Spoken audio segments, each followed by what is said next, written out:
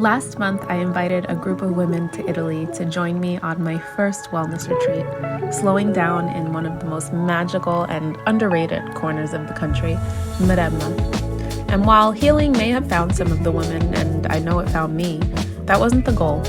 The intention of the week wasn't to chase healing or to fix ourselves, but to slow down, to live fully and become present with the season, with each other, and with ourselves. The week I planned was filled with stillness, pleasure, connection, alignment, nourishment, lots of beauty, all things that seemed to come effortlessly in Maremma and Saturnia, where our private villa overlooked the soft Tuscan hills. Everything about this land invites you to exhale. The rolling countryside, the mineral-rich springs, the long, lingering meals, all of it carries a quiet wisdom. There's something about this place that naturally reminds you to slow down, to savor, and to come home to yourself, to nature, and to one another, which is exactly why I chose this area to host my retreats. I didn't just create a retreat, but rather a journey. Each day there was a bit of a lesson, a session, or a theme that's stacked on top of what we learned from the day prior, and it all naturally wove into the itinerary. For example, our free day was themed around the Italian pastime of il dolce far niente, or the sweetness of doing nothing. I also really wanted the women to be able to remain present with the experience, so I created a workbook that outlined the daily itineraries, the embodiment practices, and dove deeper into the details of what I was sharing each day, with lots of space for their own notes and journaling.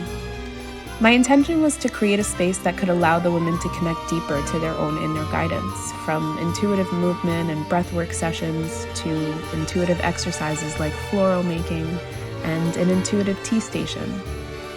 And of course, the practices didn't end there. The land itself was our teacher. Every meal, every excursion, every soak in the springs was part of the embodiment work that asked the women, "Can you receive?" We took day trips through the Tuscan countryside, exploring medieval villages scattered amongst winding roads, leisurely walks through cobblestone streets, and even spent a day on the sea. And of course, we indulged in lots of local cuisine where every meal was an experience. My favorite part of the region is how local everything is and how often meals are prepared and served by families. The tradition running so deep that you can feel the love in the plates. And if you know anything about Italians, you know that mealtime is sacred.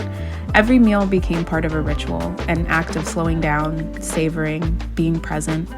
Meals were long, lingering, filled with conversation, laughter, ease, and of course local, slow, fresh, and full of tradition. In a sense, the food, and not just the food itself, but the dining experiences and the way each meal was prepared, slow, local, intentional, it carried the same message of the retreat. Slow down, receive, enjoy, nourish. And just like the food, the land and the springs hold their own kind of wisdom, the kind that unfolds naturally, easefully, without force. From a morning visit with the steam rising to an afternoon visit with the strong sun beaming down on us, the springs carry their own medicine. And not just because they're rich in minerals, but because they teach us softness, surrender, and trust. One of my favorite things is how we lost time at the springs.